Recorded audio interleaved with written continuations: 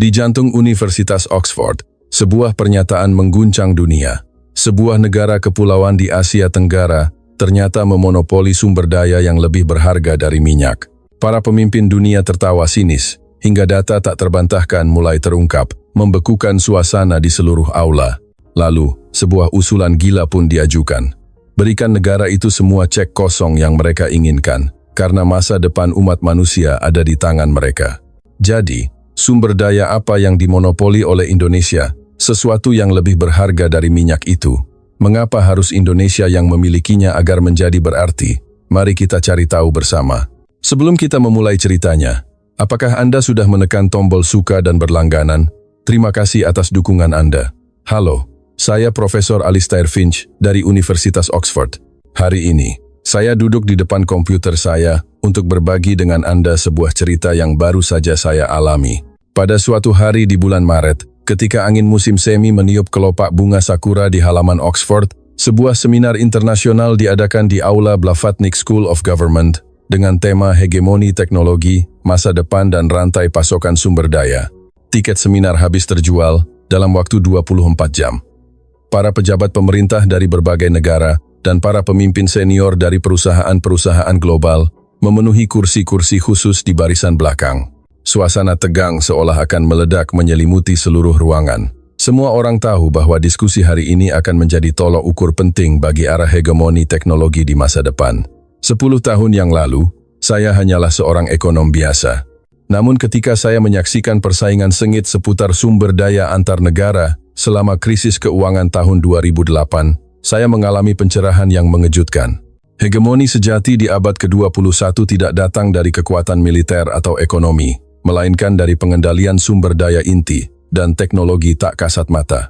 Terutama, ketika saya menyadari betapa kurangnya pemahaman dunia tentang semikonduktor, jantung peradaban modern, saya sepenuhnya mengubah arah penelitian saya. Melihat ke cermin, wajah saya pucat, tangan saya sedikit gemetar. Buku saya, Perang Sumber Daya Tak Terlihat, telah menimbulkan gelombang perdebatan yang lebih besar dari perkiraan di kalangan akademisi dan para pembuat kebijakan. Oleh karena itu, saya diundang untuk menghadiri acara hari ini. Tetapi saya tidak yakin apakah argumen saya dapat bertahan di hadapan para pemikir terkemuka dunia. Mengambil napas dalam-dalam, saya melangkah menuju auditorium. Begitu membuka pintu, keheningan yang berat menyelimuti saya. Di barisan depan duduk 4 akademisi terkemuka. Dari kanan ke kiri adalah Profesor Wang Jian dari Tiongkok, Dr. Faisal Al-Saud dari Arab Saudi, Profesor Klaus Richter dari Jerman, dan Profesor Ito Kenji dari Jepang. Mereka bukan hanya akademisi biasa, tetapi juga tokoh-tokoh yang memiliki pengaruh besar terhadap kebijakan teknologi negara mereka masing-masing. Tatapan tajam Profesor Wang Jian menembus saya. Sebagai penanggung jawab bidang semikonduktor dalam kebijakan Made in China 2025, ia adalah orang yang secara langsung berhadapan dengan sanksi teknologi Amerika Serikat. Dengan pengalaman praktis dari posisinya sebagai mantan direktur senior di SMIC dan kedalaman teoritisnya, ia adalah lawan yang tangguh. Saya merasakan permusuhan yang penuh perhitungan di balik senyumnya. Di sebelahnya duduk Dr. Al-Saud, arsitek inti dari rencana visi 2030 Arab Saudi, seorang ahli strategi yang sedang mempersiapkan masa depan pasca minyak. Ia duduk di sana dengan penampilan yang elegan dan sikap yang tenang, memancarkan kepercayaan diri dari negara adidaya minyak terbesar di dunia.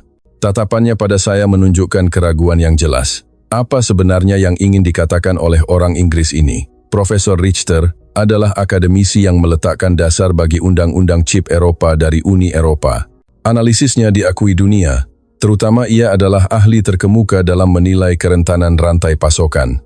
Ia mendorong kacamatanya, mencatat sesuatu di tabletnya, seolah ingin menemukan setiap celah dalam presentasi saya. Terakhir adalah Profesor Ito, yang merancang strategi nasional untuk membangkitkan kembali industri semikonduktor Jepang, dan dianugerahi medali oleh Kaisar untuk itu. Pernah menjadi peneliti utama di divisi semikonduktor Sony. Di balik wajah tenangnya terdapat hasrat yang membara untuk merebut kembali posisi dominan di pasar semikonduktor yang pernah dipegang Jepang. Kaki saya terasa berat saat melangkah ke podium. 400 pasang mata tertuju pada saya. Jantung saya berdebar kencang, campuran antara kegembiraan dan ketakutan. Tetapi keyakinan pada hasil penelitian selama 3 tahun terakhir menopang saya, Di belakang saya ada layar biru dengan lambang Oxford terukir. Tangan saya yang memegang mikrofon basah oleh keringat dingin. Mengambil napas dalam-dalam, saya memulai presentasi takdir saya. Hari ini, saya akan mengumumkan di hadapan Anda data yang mengejutkan, cukup untuk mengguncang fondasi hegemoni teknologi dunia. Kalimat pertama saya membuat seluruh audiens terdiam. Semua pandangan terpusat pada saya. Tatapan para akademisi di barisan depan menjadi lebih tajam. Di layar besar di belakang saya, slide pertama muncul. Itu adalah grafik yang menunjukkan perubahan pangsa pasar fabrikasi chip semikonduktor global dari tahun 2000 hingga tahun 2025. Khususnya, di bidang manufaktur kontrak, pangsa pasar satu negara telah meroket secara luar biasa. Dari sekitar 25% pada tahun 2000, negara ini telah mencapai pertumbuhan yang dominan, menguasai hingga 63% pada tahun 2025. Grafik ini menunjukkan bagaimana sebuah negara tertentu memiliki posisi yang sangat dominan di pasar manufaktur semikonduktor kontrak global. Teknologi negara ini tidak hanya penting untuk ponsel pintar atau komputer, tetapi juga memiliki pengaruh besar pada semua fondasi teknologi modern, dari mobil listrik, kecerdasan buatan, komputasi awan, hingga komputasi kuantum di masa depan. Saya sengaja tidak mengungkapkan negara mana itu. Beralih ke slide berikutnya, grafik lain muncul, menunjukkan pangsa pasar manufaktur kontrak global, inti dari pasar fabrikasi chip semikonduktor, per tahun 2024. Nusantara Semi menguasai 61,7%, Garuda Tech menguasai 6,1%. Dua perusahaan Indonesia ini telah menguasai total 67,8% pangsa pasar dunia. Samsung Electronics menguasai 11%, perusahaan lain menguasai sisanya. Pertanyaan pertama, seperti yang diduga, datang dari Profesor Wang Jian dari Tiongkok. Ia menyipitkan mata menatap saya, mengangkat alis. Profesor Finch, saya sangat ingin tahu, di mana negara itu? Apakah Anda sedang berbicara tentang Amerika Serikat? Pertanyaan Profesor Wang Jian mengandung sedikit provokasi. Ia jelas sudah tahu jawabannya tetapi masih ingin menguji saya.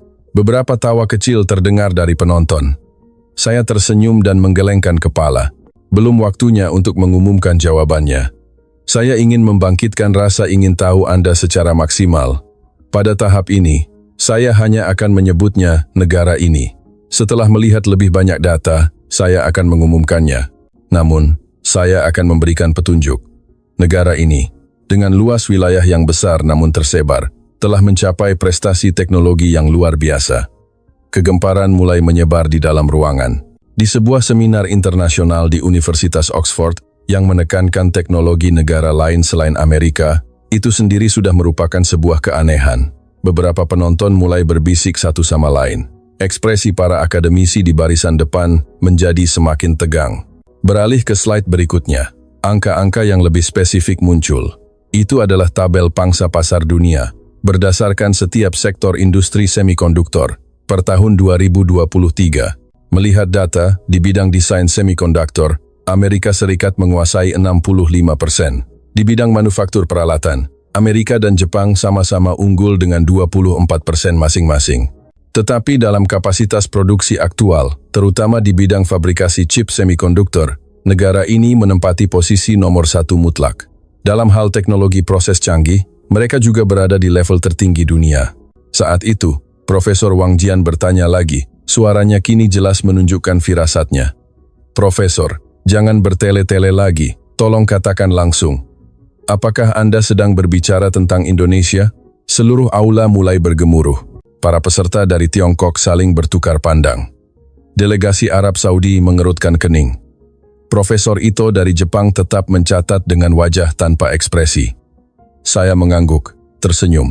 Ya, spekulasi Profesor Wang Jian benar. Negara dengan pertumbuhan dan pangsa pasar tertinggi dalam grafik adalah Indonesia. Sebuah negara dengan populasi lebih dari 270 juta jiwa menangani 63% produksi fabrikasi semikonduktor untuk seluruh dunia. Dan di bidang teknologi proses paling canggih, mereka tetap mempertahankan posisi terdepan. Menarik bukan? Reaksi tak terduga terjadi. Wajah Profesor Wang Jian menegang sejenak. Dr. Al-Saud dari Arab Saudi secara terbuka menunjukkan ketidaksenangannya. Dari barisan belakang, bisikan mulai terdengar. Mengapa Indonesia? Amerika juga punya kan? Bagaimana dengan Tiongkok? Dr. Al-Saud tiba-tiba mengangkat tangan. Wajahnya diliputi awan keraguan. Profesor Finch, Anda mengatakan bahwa semikonduktor Indonesia sangat luar biasa. Ini terdengar agak bias.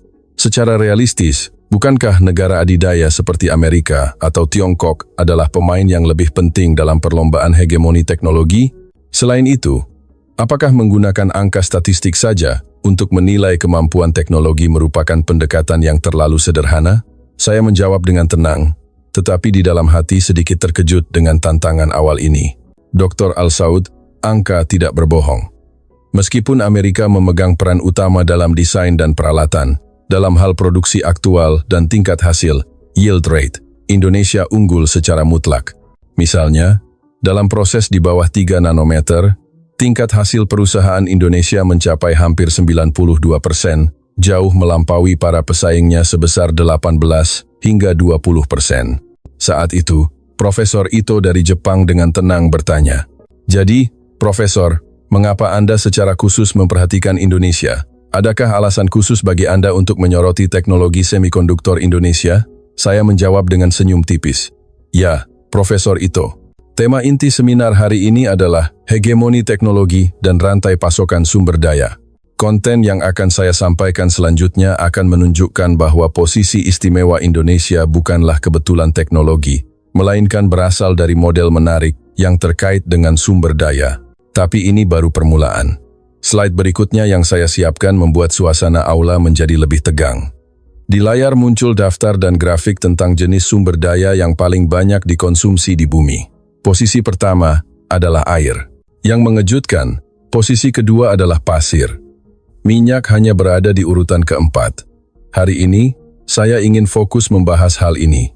Kita sering menganggap minyak sebagai sumber daya strategis. Tetapi pada kenyataannya, tanpa pasir, peradaban modern akan runtuh total.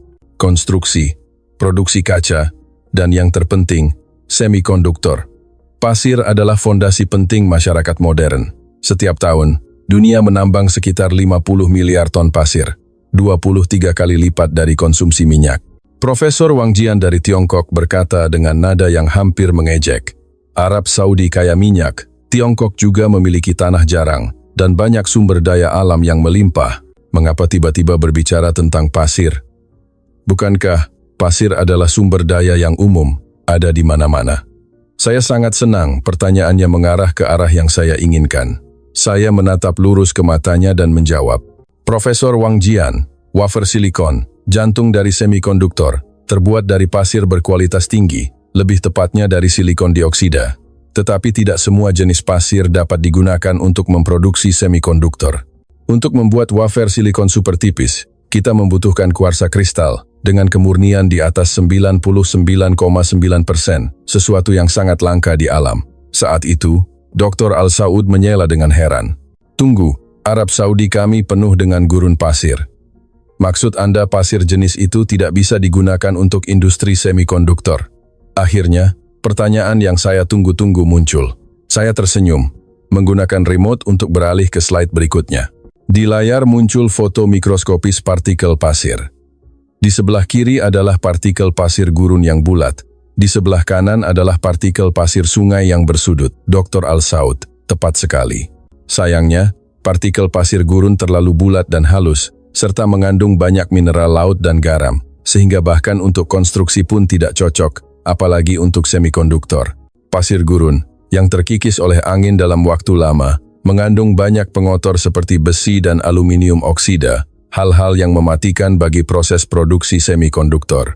Industri semikonduktor membutuhkan pasir yang kaya akan silika, yang biasanya ditemukan di dasar sungai. Seketika, suasana di aula berubah secara halus. Kegemparan kecil muncul di antara para akademisi. Khususnya, delegasi Arab Saudi mulai berdiskusi cepat dalam bahasa Arab. Tatapan mata mulai menghubungkan potongan-potongan teka-teki di kepala mereka. Profesor Ritter dari Jerman dengan hati-hati bertanya, "Jadi, maksud Anda Indonesia, sebuah negara kepulauan dengan banyak gunung berapi dan sungai, terkait dengan sumber daya pasir ini? Lalu mengapa negara-negara pegunungan seperti Jerman, Swiss, atau Austria, kami tidak menjadi kekuatan semikonduktor?" Inilah pertanyaan yang saya inginkan. Beralih ke slide berikutnya, peta topografi dan distribusi sungai di Indonesia muncul. Profesor Richter, pertanyaan yang sangat bagus. Keistimewaan Indonesia terletak pada karakteristik geografisnya. Sebagai bagian dari cincin api Pasifik, Indonesia memiliki ratusan gunung berapi aktif yang kaya akan batuan beku vulkanik. Yang sangat penting adalah adanya banyak sungai yang mengalir dari pegunungan vulkanik ini. Topografi ini menciptakan kondisi ideal bagi batuan vulkanik yang lapuk untuk membentuk pasir kuarsa berkualitas tinggi dan terakumulasi di dasar sungai. Di Jerman, Sungai Rhine mengalir panjang dan lambat, membuat pasir tersebar luas. Sementara itu, sungai-sungai di Indonesia seperti Sungai Citarum dan Musi secara terkonsentrasi membentuk lapisan sedimen kuarsa berkualitas tinggi. Ekspresi Profesor Wang Jian semakin tidak nyaman. Ia meletakkan pulpennya di meja dan bertanya dengan nada yang agak tajam. Kalaupun begitu, apakah Indonesia bisa memproduksi sendiri kuarsa kemurnian tinggi yang digunakan untuk semikonduktor? Sejauh yang saya tahu, 85% kuarsa kemurnian tinggi untuk semikonduktor berasal dari tambang spruce pine di North Carolina, Amerika Serikat. Saya sudah mengantisipasi pertanyaannya dan menjawab dengan tenang. Profesor Wang Jian, benar. Indonesia tidak 100% mandiri dalam kuarsa kemurnian tinggi untuk semikonduktor. Lebih tepatnya, Amerika Serikat saat ini memegang kendali atas kuarsa ultramurni. Tetapi yang ingin saya katakan adalah sesuatu yang lebih mendasar dari itu. Beralih ke slide berikutnya, tahapan perkembangan dan pemanfaatan sumber daya Indonesia muncul. Judulnya terdiri dari 3 periode. Era pemanfaatan pasir konstruksi, tahap 1960 hingga 1980, membangun fondasi industrialisasi. Era pemanfaatan pasir kuarsa industri, tahap 1980 hingga 2000, pengembangan teknologi kaca, keramik, pengecoran presisi, dan pengasahan semikonduktor. Era teknologi pemrosesan ultrapresisi, dari tahun 1990-an hingga sekarang. Berkat karakteristik geografisnya yang vulkanik dan kaya sungai, Indonesia memiliki sumber daya pasir berkualitas. Tetapi yang penting adalah Indonesia telah mengakumulasi teknologi dan keahlian untuk memanfaatkan pasir selama puluhan tahun. Awalnya untuk konstruksi, kemudian untuk industri, dan akhirnya berkembang menjadi teknologi pemrosesan ultra presisi yang diperlukan untuk produksi semikonduktor. Melalui proses ini, Indonesia telah mengamankan teknologi eksklusif di bagian inti dari rantai nilai ini. Saat itu, Dr. Al Saud dari Arab Saudi berkata dengan nada sedikit tidak puas, "Kalau begitu, Indonesia masih bergantung pada kuarsa kemurnian tinggi dari Amerika. Hasilnya, mereka juga hanya subkontraktor Amerika, bukan?" Sebagai negara sumber daya, Arab Saudi yang memiliki minyak atau Tiongkok yang memiliki tanah, jarang berada dalam posisi yang jauh lebih menguntungkan. Saya menatap lurus ke matanya dan menjawab, "Dr. Al Saud, ketergantungan pada kuarsa kemurnian tinggi adalah fakta, tetapi itu hanya satu bagian dari rantai nilai keseluruhan. Saya akan menunjukkan statistik yang menarik. Dalam produksi semikonduktor, biaya bahan baku hanya kurang dari 5% dari total biaya. 95% sisanya ditentukan oleh teknologi pemrosesan, teknik produksi, dan kualitas sumber daya manusia. 1 kilogram pasir berharga sekitar $0,01 Amerika. Tetapi ketika diubah menjadi silikon tingkat semikonduktor, harganya menjadi $100 Amerika. Dan ketika diproses menjadi chip semikonduktor akhir, nilainya bisa mencapai $100.000 Amerika. Itu berarti nilai tambah 10 juta kali lipat. Kalimat ini membuat seluruh aula bergema dengan gumaman kekaguman. Beberapa penonton mulai mencatat. Para peserta dari pihak Amerika saling memandang dengan ekspresi penuh arti. Profesor Richter dari Jerman bertanya dengan wajah termenung. "Jadi, bagaimana fakta bahwa Indonesia memiliki banyak pasir berhubungan dengan menjadi kekuatan semikonduktor? Bisakah Anda menjelaskan lebih detail tentang hubungan sebab akibatnya?" Memiliki sumber daya tidak selalu mengarah pada kesuksesan industri. Saya sangat gembira dengan pertanyaan ini, karena menyentuh inti dari apa yang ingin saya tekankan. Profesor Richter, Anda telah menunjukkan poin kuncinya. Yang lebih penting dari sumber daya itu sendiri adalah cara memanfaatkannya. Dalam kasus Indonesia, sejak tahun 1970-an, gelombang pembangunan telah membantu mereka mengakumulasi keahlian dalam penambangan dan pengelolaan pasir. Yang sangat penting adalah pengembangan teknologi pemilahan dan pemrosesan halus untuk pasir berkualitas tinggi yang ditambang dari sungai-sungai seperti Citarum dan Musi. Beralih ke slide berikutnya, sebuah grafik yang menunjukkan korelasi antara investasi pendidikan dan perkembangan teknologi semikonduktor Indonesia muncul. Dan pada saat itu, Indonesia memiliki sumber daya lain, yaitu sumber daya manusia. Sumber daya lain yang lebih berharga dari minyak, yaitu sumber daya manusia dan inovasi teknologi yang berasal dari investasi pendidikan. Rasio investasi pendidikan terhadap PDB Indonesia termasuk yang tertinggi di Asia, terutama terkonsentrasi pada pendidikan sains dan teknik. Seperti yang ditunjukkan grafik, jumlah pendaftaran paten terkait semikonduktor dan investasi dalam penelitian dan pengembangan telah meningkat terus-menerus sejak tahun 1990-an. Profesor Wang Jian dari Tiongkok tidak bisa menahan diri lagi. Sumber daya manusia, pada akhirnya, tanpa bahan baku apa gunanya? Kami, Tiongkok, terutama Tiongkok daratan, memiliki cadangan tanah jarang yang sangat besar, bersama dengan pasar domestik yang luas dan basis manufaktur yang solid. Itu adalah keuntungan yang tidak akan pernah bisa ditandingi oleh orang-orang di Indonesia.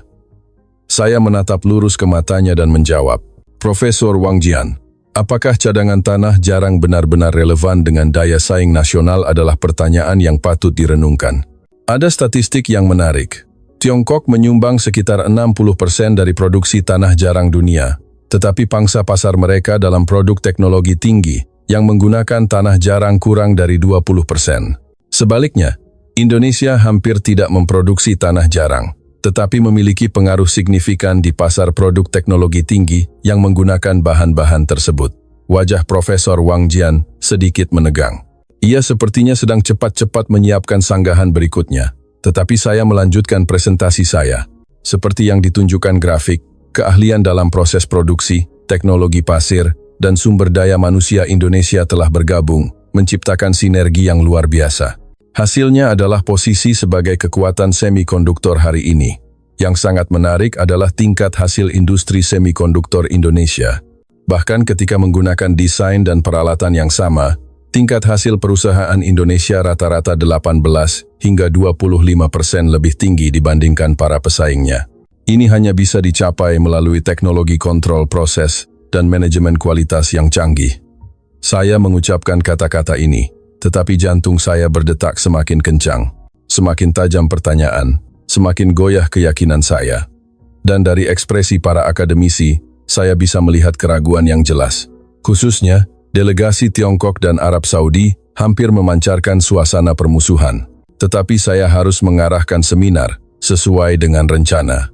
Beralih ke slide berikutnya, judul Weaponisasi Sumber Daya muncul. Sekarang, aspek penting yang perlu kita pertimbangkan adalah kemungkinan weaponisasi sumber daya. Dalam sejarah, sumber daya seperti minyak telah digunakan sebagai alat tekanan politik. Krisis minyak tahun 1973 adalah contoh klasiknya. Jadi, bisakah sumber daya seperti pasir diweaponisasi? Profesor Wang Jian dari Tiongkok berdiri dari kursinya. Profesor Finch, Arab Saudi juga penuh dengan pasir. Tiongkok juga memiliki gurun yang luas. Mengapa Anda hanya secara khusus memperhatikan Indonesia? Ini bukan penelitian yang objektif, tetapi keberpihakan pada negara tertentu. Selain itu, Amerika Serikat mengendalikan kuarsa kemurnian tinggi. Indonesia bisa dilumpuhkan kapan saja. Dr. Al-Saud dari Arab Saudi menimpali. Benar, gurun kami di Arab Saudi adalah lautan pasir yang tak berujung. Dengan teknologi, kami bisa menambangnya kapan saja. Bahkan jika minyak habis, kami masih punya gurun, sumber daya yang tak terbatas. Tantangan terus berlanjut. Gumaman di antara penonton juga semakin keras. Sebagian besar orang mengangguk, seolah setuju dengan argumen Profesor Wang Jian dan Dr. Al-Saud. Keringat mulai membasahi wajah saya. Ini adalah pertama kalinya saya diserang secara kolektif oleh para akademisi terkemuka dunia. Tetapi saya sudah mengantisipasi dan bersiap untuk tantangan ini. Mengambil napas dalam-dalam, saya menjawab dengan tenang. Profesor Wang Jian, Dr. Al-Saud, saya menghargai pandangan Anda berdua. Tetapi saya ingin menekankan sekali lagi, tidak semua jenis pasir itu sama. Pasir gurun, karena struktur partikelnya, tidak cocok untuk produksi semikonduktor atau konstruksi. Ini adalah hasil eksperimen yang telah saya siapkan. Di layar besar muncul foto-foto perbesaran partikel pasir dan berbagai hasil eksperimen. Perbedaan struktur antara pasir gurun dan pasir sungai, perbedaan kekuatan saat dicampur dengan semen, perbedaan kemurnian, semuanya disajikan dengan jelas dalam grafik. Beton yang terbuat dari pasir gurun hanya memiliki kekuatan 30 hingga 40% dibandingkan dengan menggunakan pasir sungai. Selain itu, untuk mencapai kemurnian 99,99999% yang diperlukan untuk produksi wafer silikon, kita membutuhkan kuarsa yang terbentuk dalam kondisi geologis tertentu. Pasir gurun tidak memenuhi syarat itu. Profesor Richter dari Jerman mendorong kacamatanya dan bertanya dengan tajam. Jika pasir Indonesia begitu unggul, mengapa tingkat lokalisasi kuarsa kemurnian tingginya 0%?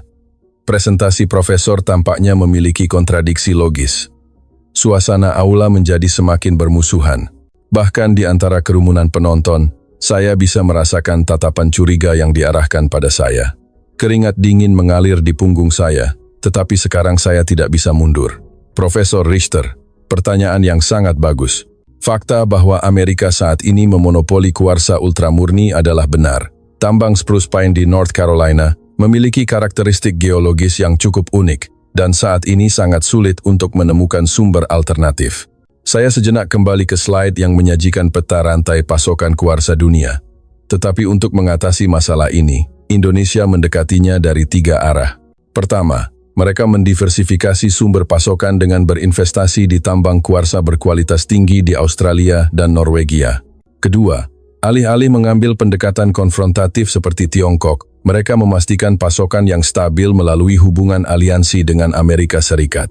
Ketiga, mereka berinvestasi secara besar-besaran dalam pengembangan kuarsa sintetis dan telah mencapai beberapa hasil. Saya beralih ke slide berikutnya. Judul kemungkinan weaponisasi sumber daya muncul lagi. Suasana aula semakin tegang. Jika Indonesia membatasi ekspor pasirnya, industri konstruksi dan sebagian industri semikonduktor juga akan terpengaruh. Meskipun tidak sekuat kartu truf kuarsa ultramurni Amerika, pasir industri juga merupakan sumber daya yang berharga di pasar internasional. Faktanya, karena ketidakseimbangan pasokan dan permintaan pasir konstruksi domestik, Indonesia telah mulai membatasi penambangan pasir laut sejak tahun 2018 yang telah mempengaruhi pasar konstruksi negara-negara tetangga. Dr. Al-Saud dari Arab Saudi berkata dengan nada yang hampir mengejek, "Profesor, itu terlalu berlebihan. Apakah ekspor pasir Indonesia bisa memberikan dampak besar pada perdagangan internasional? Dibandingkan dengan minyak, skalanya tidak signifikan. Jika Arab Saudi membatasi ekspor minyak, seluruh dunia akan lumpuh, tetapi pasir Indonesia tidak memiliki pengaruh seperti itu." Saya mencoba tetap tenang dan menjawab, saya akan memberikan contoh nyata. Singapura, untuk memperluas wilayahnya, mengimpor sejumlah besar pasir dari Indonesia. Pada tahun 2007, ketika Indonesia melarang total ekspor pasir dengan alasan perlindungan lingkungan, harga pasir di Singapura melonjak dari $25 per meter kubik menjadi $60, naik lebih dari 2 kali lipat. Industri konstruksi mereka sangat terpengaruh. Ini menunjukkan bahwa pasir adalah sumber daya strategis yang lebih sulit digantikan daripada yang kita kira.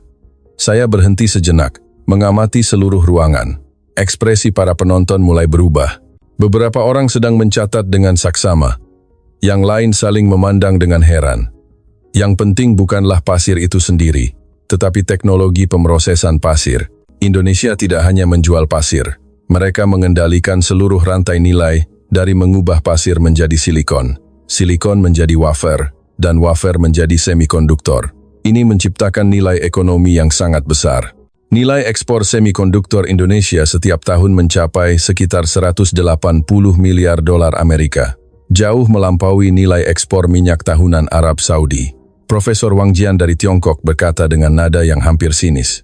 Hasilnya, Indonesia yang bergantung pada Amerika berbicara tentang weaponisasi pasir, sungguh konyol. Bagaimanapun juga, begitu Amerika berhenti memasok kuarsa, industri semikonduktor Indonesia akan runtuh. Profesor Finch, presentasi Anda hari ini sangat mengecewakan. Kurang objektivitas akademis. Seluruh aula mulai bergemuruh. Para akademisi lain juga mulai berpihak pada Profesor Wang Jian dan Dr. Al-Saud. Jantung saya berdetak lebih cepat. Situasinya semakin tidak menguntungkan. Profesor Ito dari Jepang juga menggelengkan kepala, menunjukkan ketidakpercayaan. Tetapi saya belum mengeluarkan bagian inti dari argumen saya. Mengambil napas dalam-dalam, saya beralih ke slide berikutnya. Inti dari hegemoni semikonduktor adalah kuarsa kemurnian tinggi, peralatan, dan teknologi desain. Fakta bahwa Amerika hampir memonopoli ketiga bidang ini adalah benar. Fakta bahwa Indonesia sebagian bergantung juga benar. Tetapi hanya dengan pandangan itu, kita tidak bisa menjelaskan posisi Indonesia saat ini di pasar semikonduktor global. Saya beralih ke slide berikutnya.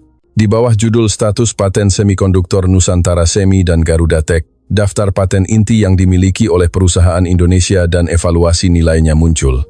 Nusantara Semi saat ini memegang paten terbanyak di dunia terkait pemrosesan chip.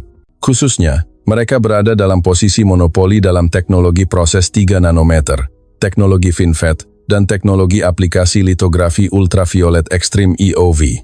Paten-paten ini sama sekali tidak mungkin diperoleh hanya dengan melakukan fabrikasi kontrak untuk teknologi Amerika. Profesor Richter dari Jerman mengangguk.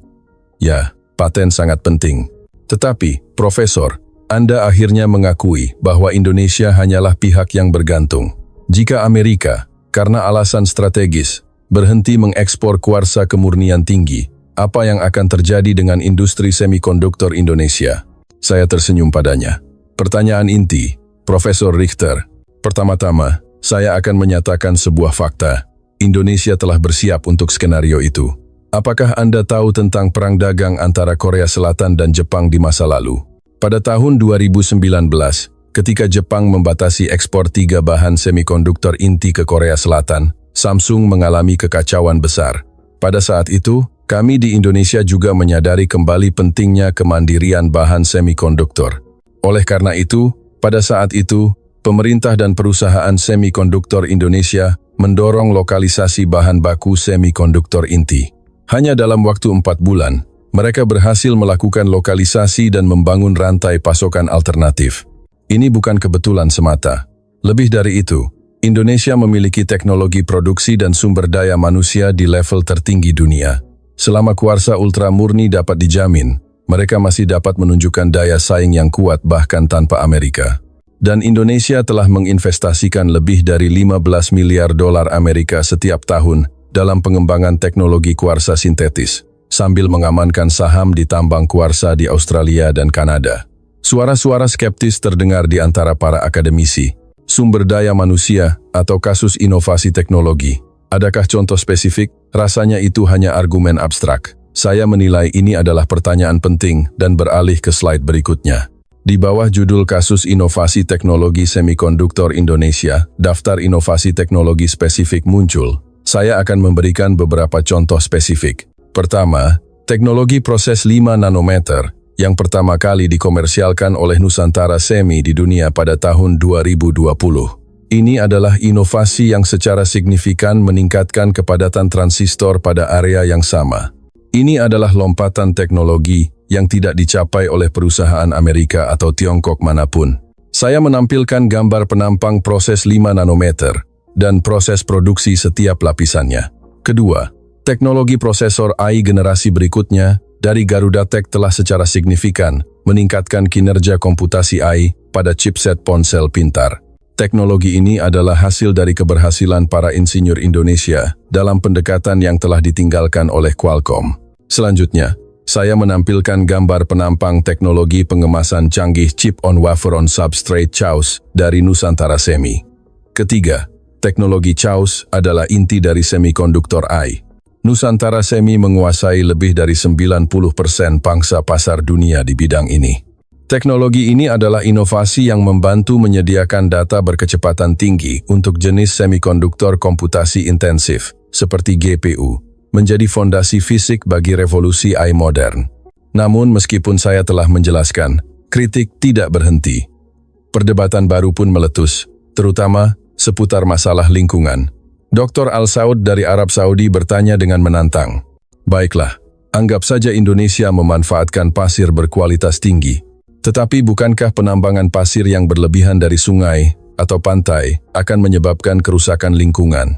Seperti halnya penambangan minyak serpih Amerika yang dikritik karena merusak lingkungan, penambangan pasir Indonesia juga memiliki masalah keberlanjutan. Pertanyaan ini menyentuh masalah sensitif. Masalah lingkungan adalah salah satu pertimbangan terpenting dalam setiap kegiatan penambangan sumber daya. Saya menjawab dengan hati-hati. Kritik Dr. Al-Saud sangat penting. Benar, itulah sebabnya pemerintah Indonesia telah secara signifikan mengurangi penambangan pasir laut sejak tahun 2016 dan mulai berinvestasi dalam pengembangan bahan alternatif. Yang sangat patut diperhatikan adalah kemampuan pemulihan lingkungan Indonesia. Saya beralih ke slide berikutnya, menyajikan kasus-kasus tentang rencana pemulihan pantai dan sungai di Indonesia. Selama beberapa tahun terakhir, Indonesia telah menginvestasikan total 80 miliar dolar Amerika dalam proyek pemulihan ekosistem di area penambangan pasir utama seperti daerah aliran Sungai Citarum dan Musi. Khususnya, rencana pemulihan ekologi daerah aliran sungai dinilai sebagai kasus percontohan di dunia. Selain itu, mereka juga memimpin dalam teknologi pengembangan pasir buatan dari limbah industri. Profesor Wang Jian dari Tiongkok berkata dengan sinis, "Jadi hasilnya tidak bisa ditambang dalam jumlah besar untuk diekspor atau diweaponisasi. Kalau begitu pasir juga tidak ada artinya, bukan?" Argumen profesor kontradiktif dengan sendirinya. Suasana aula semakin bermusuhan. Beberapa penonton menggelengkan kepala, yang lain menunjukkan kekecewaan. Argumen saya sepertinya runtuh. Khususnya, delegasi Arab Saudi saling memandang dan tertawa kecil. Tetapi secara tak terduga, Profesor Richter dari Jerman mengajukan pertanyaan yang lebih netral. "Saya dengar Indonesia memiliki kasus keberhasilan dalam pemulihan ekosistem laut. Bagaimana dengan bagian itu? Khususnya, dari aspek ekonomi sirkular, bagaimana pendekatan Indonesia?"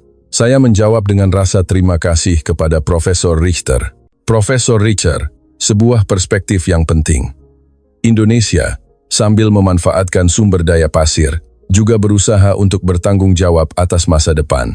Yang sangat patut diperhatikan adalah sistem ekonomi pasir sirkular mereka. Di belakang saya, layar menampilkan diagram sistem daur ulang limbah konstruksi Indonesia. Indonesia mendaur ulang lebih dari 50 juta ton limbah konstruksi setiap tahun, dan sebagian besar di antaranya diubah menjadi pasir daur ulang. Selain itu, pasir buatan yang diolah dari terak baja, produk sampingan dari pabrik baja, mencapai produksi lebih dari 800.000 ton per tahun. Ini membantu mengurangi sekitar 35% dari pasir alam yang harus ditambang. Slide berikutnya adalah tentang nilai ekonomi pasir. Saya mulai mengeluarkan kartu truf terakhir saya. Pasir berkualitas tinggi benar-benar bisa mencapai harga minyak. Pasir sungai berharga sekitar $10 Amerika per ton.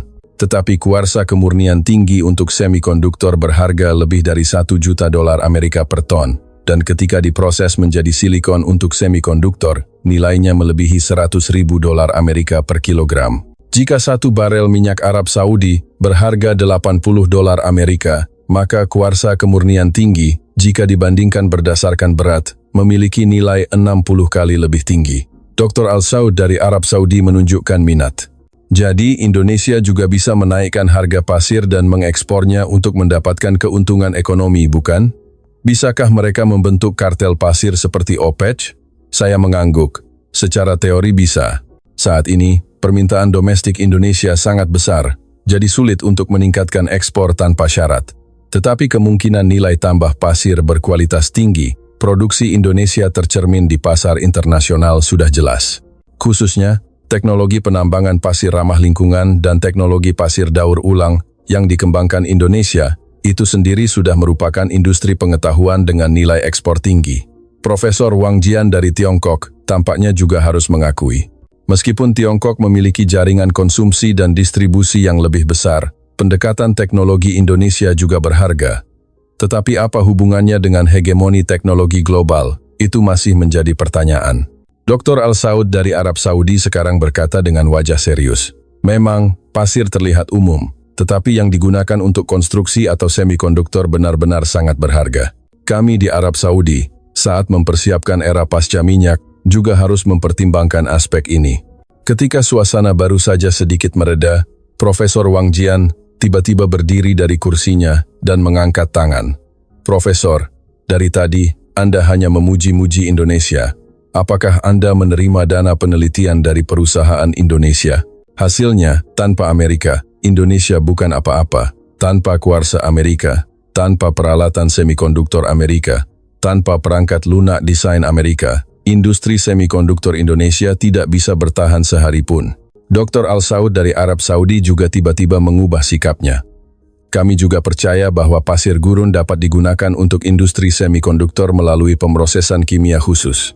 Arab Saudi, dalam rencana visi 2030, telah menginvestasikan puluhan miliar dolar dalam pengembangan material canggih.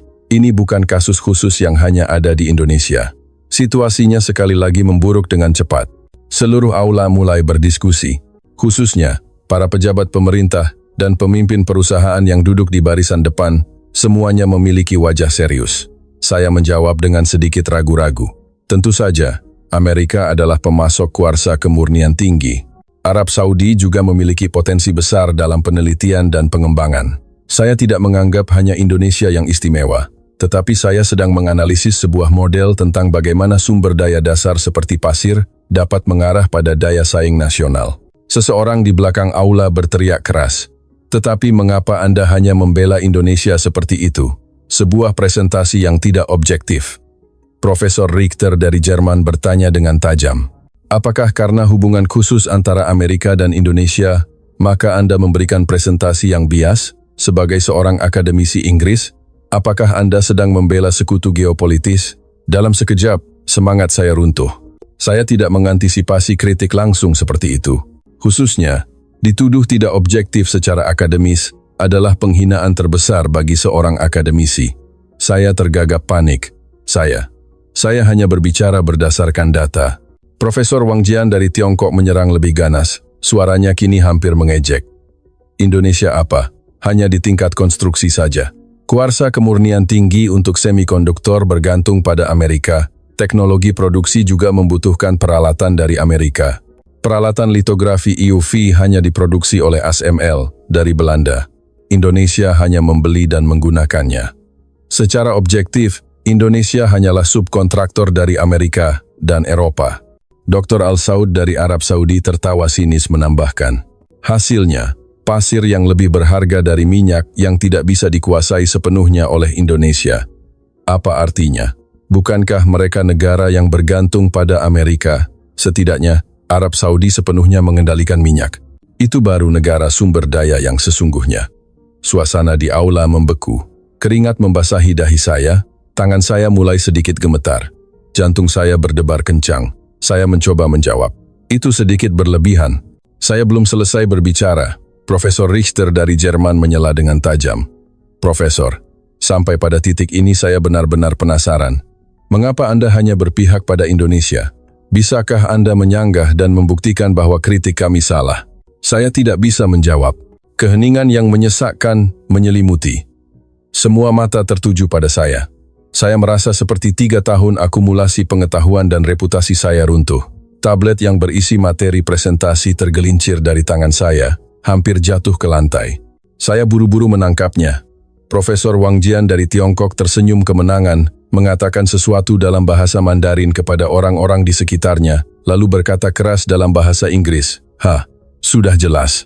Pada akhirnya, begitu Amerika memperketat pasokan pasir, Indonesia akan tak berdaya. Seminar hari ini sekali lagi mengkonfirmasi bias terhadap Asia. Dr. Al-Saud dari Arab Saudi juga tidak bisa menyembunyikan ekspresi mengejeknya. Profesor, jika tidak nyaman tidak perlu bicara lagi. Melihat penelitian jangka panjang runtuh seperti itu, saya juga merasa sedikit kasihan. Keringat dingin mengalir di dahi saya, mulut saya kering. Biasanya saya akan langsung membantah, tetapi entah kenapa pikiran saya kosong. Tangan yang memegang mikrofon gemetar. Para akademisi lain juga mulai berdiskusi. Profesor Ito dari Jepang juga menggelengkan kepala, menunjukkan kekecewaan. Profesor, argumen Anda memiliki celah yang sangat besar. Khususnya, penjelasan tentang hubungan antara sumber daya pasir dan teknologi masih sangat lemah. Seluruh aula diselimuti keheningan yang berat.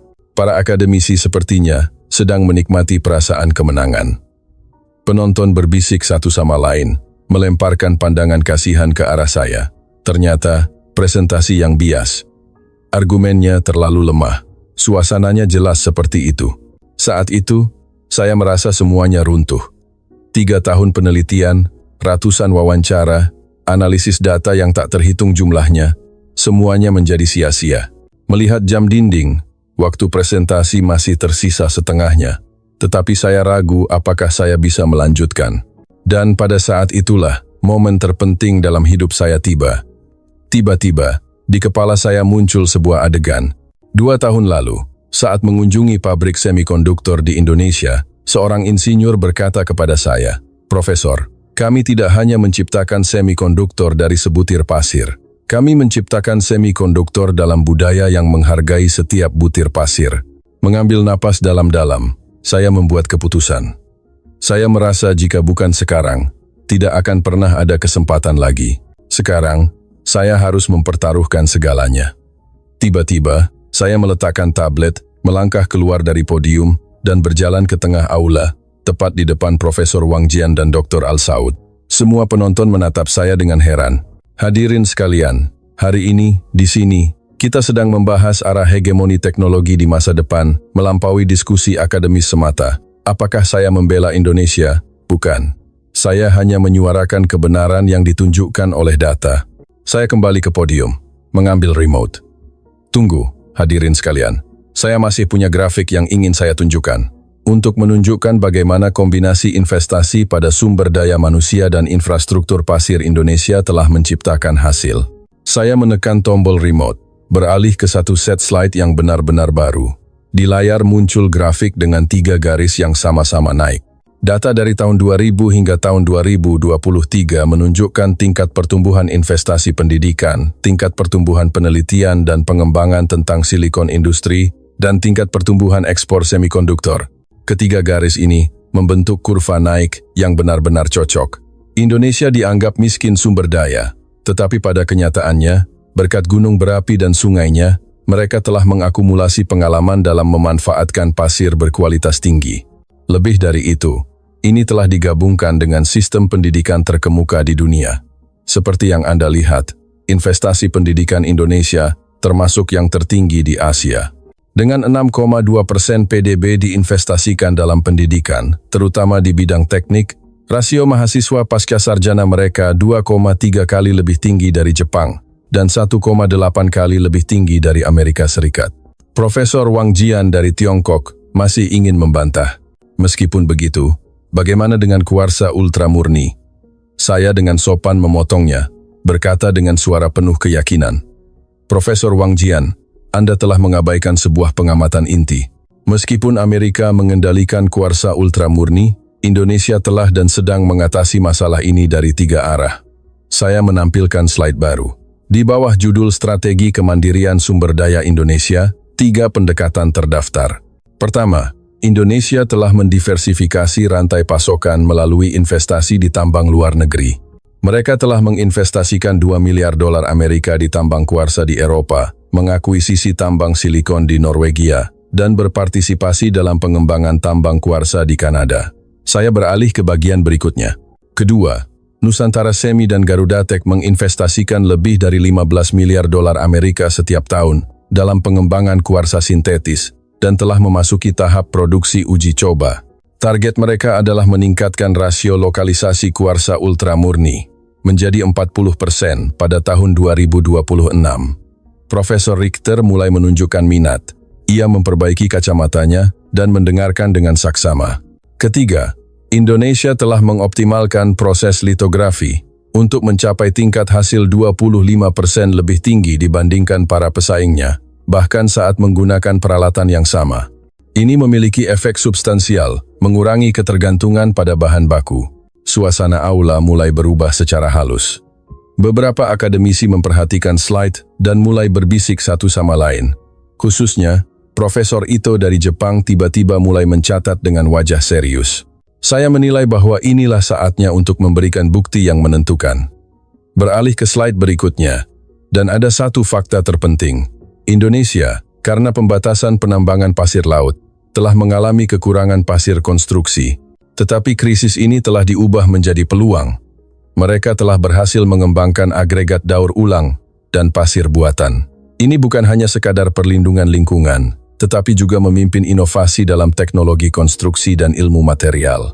Di belakang saya, layar menampilkan gambar sistem daur ulang limbah konstruksi dan fasilitas produksi pasir buatan Indonesia. Pasir buatan berbasis terak baja yang dikembangkan oleh Krakatau Steel, dan perusahaan baja lainnya memiliki kekuatan tekan 30% lebih tinggi dari pasir alami, sementara beban lingkungannya 75% lebih rendah. Ini adalah contoh bagaimana Indonesia menggunakan teknologi untuk mengatasi keterbatasan sumber daya. Profesor Richter dari Jerman sekarang menunjukkan minat yang tulus. Jadi, daya saing industri semikonduktor Indonesia saat ini adalah hasil gabungan dari teknologi pasir dan sumber daya manusia, sebuah perspektif yang menarik. Saya belum pernah melihat analisis ini dimanapun. Saya menjawab dengan suara penuh keyakinan, tepat. Bertentangan dengan anggapan umum bahwa mereka kekurangan sumber daya. Indonesia sebenarnya cukup kaya akan pasir dari gunung dan sungai. Dikombinasikan dengan inovasi teknologi melalui pendidikan, mereka sama sekali bukan negara yang dimanipulasi secara sepihak oleh Amerika. Saya beralih ke slide berikutnya. Kali ini adalah grafik perbandingan jumlah pendaftaran paten terkait semikonduktor dan indeks citasi antar negara. Seperti yang Anda lihat di sini, Indonesia telah melampaui Amerika Serikat sejak tahun 2021 dan mempertahankan posisi nomor 1 dunia dalam jumlah pendaftaran paten terkait semikonduktor. Yang lebih penting adalah indeks citasi paten, sebuah indikator yang menunjukkan nilai sebuah paten. Paten semikonduktor Indonesia 2,1 kali lebih tinggi dari Jepang, 2,8 kali lebih tinggi dari Tiongkok, dan mencapai 0,95 kali dari Amerika Serikat. Nilai paten yang setara dengan Amerika tampaknya telah mengejutkan penonton. Ekspresi para akademisi mulai berubah. Mereka jelas bingung dan saling memandang. Tidak terduga. Saya mendapatkan kembali kepercayaan diri dan terus berbicara. Kombinasi pasir, sumber daya yang lebih berharga dari minyak, dan teknologi pendidikan telah membawa Indonesia menjadi negara adidaya semikonduktor. Ini bukan kebetulan, melainkan hasil dari strategi pembangunan nasional jangka panjang. Jika kita mengabaikan kasus Indonesia, di mana teknologi lingkungan dan sumber daya manusia telah menciptakan sinergi, kita tidak akan dapat memprediksi masa depan hegemoni teknologi global secara akurat. Suasana aula telah benar-benar berubah. Bahkan Profesor Wang Jian dari Tiongkok pun tampak termenung. Beberapa saat kemudian, ia angkat bicara. Meskipun begitu, jika Amerika memblokir peralatan inti dan kuarsa, semuanya akan berakhir. Tetapi melalui presentasi Profesor, saya melihat Indonesia memiliki strategi alternatif yang signifikan.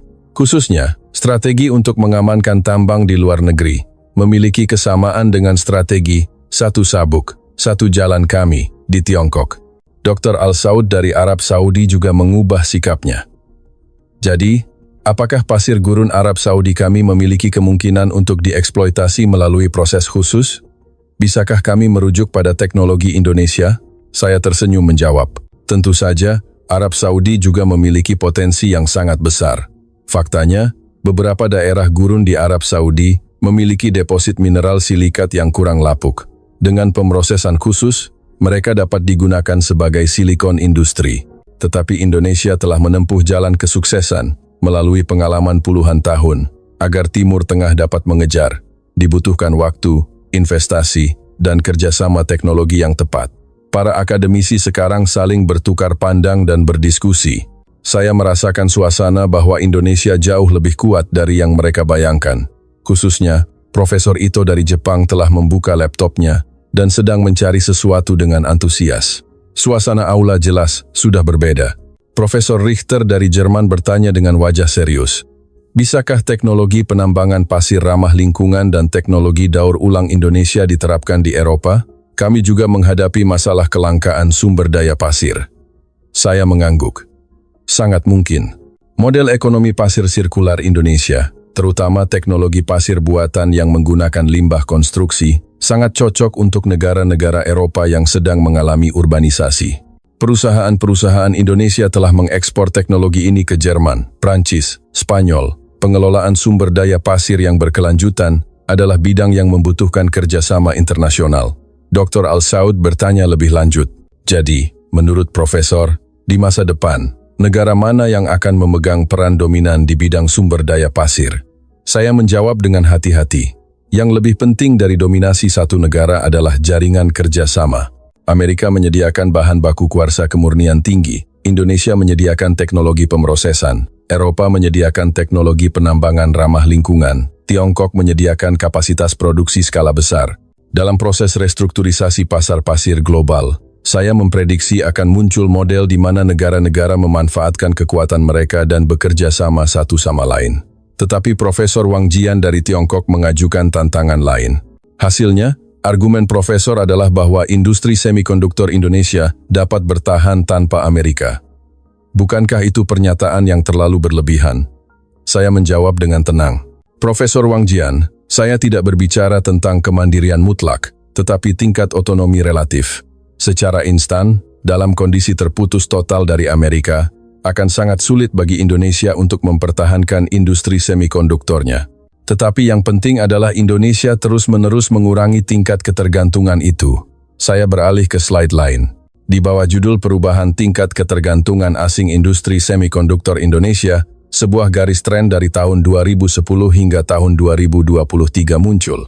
Seperti yang Anda lihat, tingkat ketergantungan asing industri semikonduktor Indonesia telah turun secara signifikan dari 68% pada tahun 2010 menjadi 38% pada tahun 2023. Khususnya, tingkat lokalisasi di bidang peralatan dan material terus meningkat. Dengan siklus positif antara sumber daya manusia, teknologi pasir, dan lingkungan, Indonesia memiliki kemampuan penuh untuk lebih meningkatkan tingkat otonominya hingga dapat bersanding dengan Amerika Serikat. Dr. Al-Saud dari Arab Saudi mengajukan pertanyaan terakhir. Meskipun begitu, ini tidak seperti Arab Saudi memiliki minyak. Bukankah Profesor terlalu memoles Indonesia? Mengapa begitu fokus pada Indonesia? Saya tersenyum menjawab, Dr. Al-Saud, saya tidak memoles Indonesia, tetapi saya menganalisis model menarik yang ditunjukkan oleh data. Tentu saja, minyak Arab Saudi juga sangat penting. Tetapi minyak telah terlalu banyak diteliti, dan nilai strategisnya sudah dikenal luas. Sebaliknya, mekanisme bagaimana sumber daya dasar seperti pasir mengarah pada daya saing nasional masih belum cukup diteliti. Saya menampilkan slide terakhir. Sebuah kebenaran yang dibuktikan oleh angka. Saya juga sangat terkejut. Saya pikir itu adalah tanah yang tandus akan pasir. Tetapi ternyata ada kasus pembangunan berkat pasir yang dihasilkan dari gunung dan sungai. Dan kasus ini memberi kita perspektif baru tentang hakikat sumber daya. Nilai sebuah sumber daya tidak terletak pada dirinya sendiri, tetapi pada bagaimana kita memanfaatkannya. Para akademisi kini terdiam. Sepertinya tidak ada lagi yang bisa disanggah. Delegasi Arab Saudi berdiskusi dalam bahasa Arab. Para akademisi Tiongkok memeriksa grafik dengan wajah serius. Seseorang bergumam, Asia Tenggara, melihat grafik dan statistiknya. Tidak bisa dibantah. Profesor Wang Jian dari Tiongkok juga harus mengakui betapa pentingnya sumber daya manusia dan teknologi. Kami di Tiongkok juga harus lebih banyak berinvestasi dalam teknologi pemanfaatan, daripada hanya fokus pada sumber daya itu sendiri. Dr. Al-Saud dari Arab Saudi juga tampak tenggelam dalam pikirannya.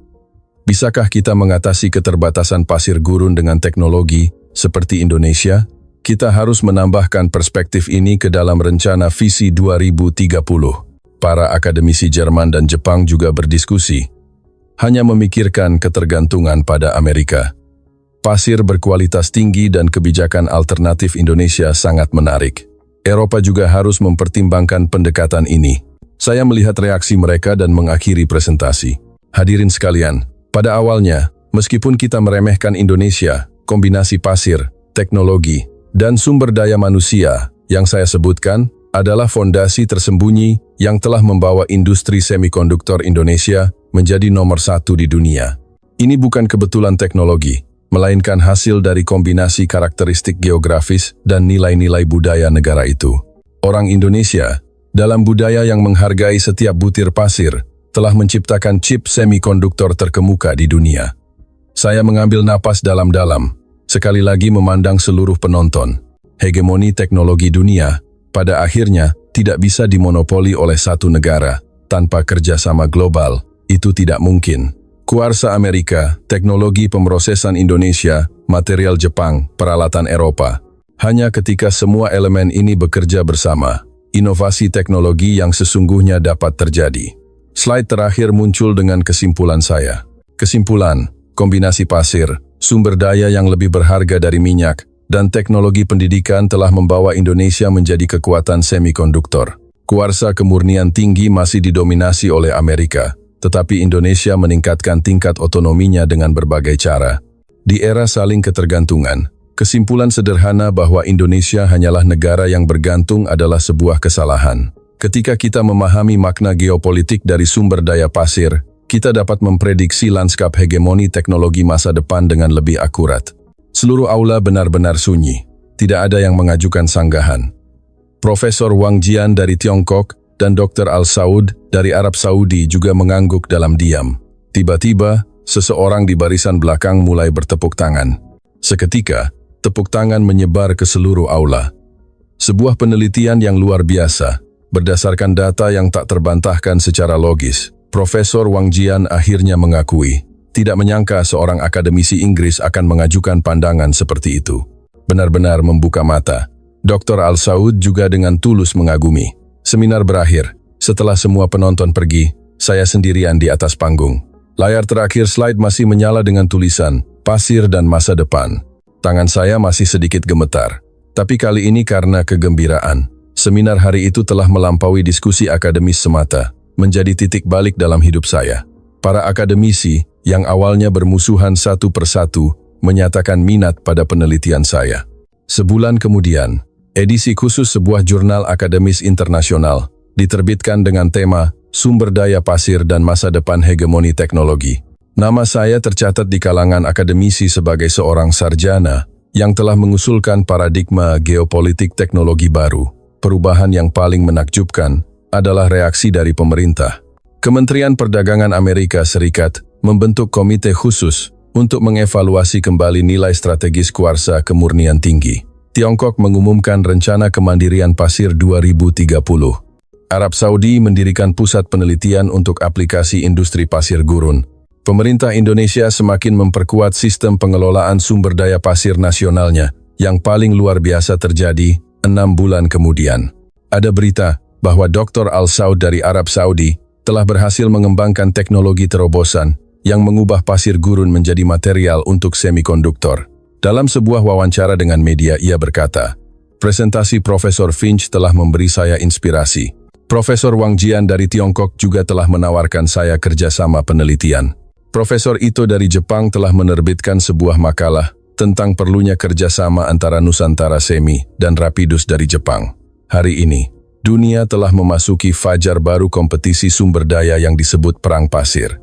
Pasir mulai diakui sebagai sumber daya yang lebih penting daripada minyak dan gas alam, membentuk jaringan kerja sama sumber daya pasir antar negara. Dan Indonesia berdiri di pusat jaringan itu, berbagi dengan dunia teknologi pemanfaatan sumber daya pasirnya yang berkelanjutan. Setiap kali saya memikirkan seminar Oxford hari itu, saya teringat momen ketika saya berani menghadapi kebenaran. Pada awalnya, saya harus menahan cemoohan dan keraguan dari seluruh dunia, tetapi pada akhirnya, saya berhasil meyakinkan mereka dengan data dan logika. Terkadang, hal-hal yang paling biasa, seperti sebutir pasir, bisa mengubah seluruh paradigma dunia. Kita sama sekali tidak boleh melupakan fakta ini. Pelajaran terpenting adalah, nilai sebuah sumber daya tidak terletak pada dirinya sendiri, tetapi pada bagaimana kita memanfaatkannya. Seperti cara Indonesia mengubah butiran pasir biasa menjadi jantung teknologi, kecerdasan manusia dapat menciptakan nilai yang luar biasa dari hal-hal yang paling sederhana. Dan itulah pesan inti, harapan terbesar yang ingin saya buktikan pada hari itu. Pelajaran apa yang bisa Anda petik dari kisah hari ini?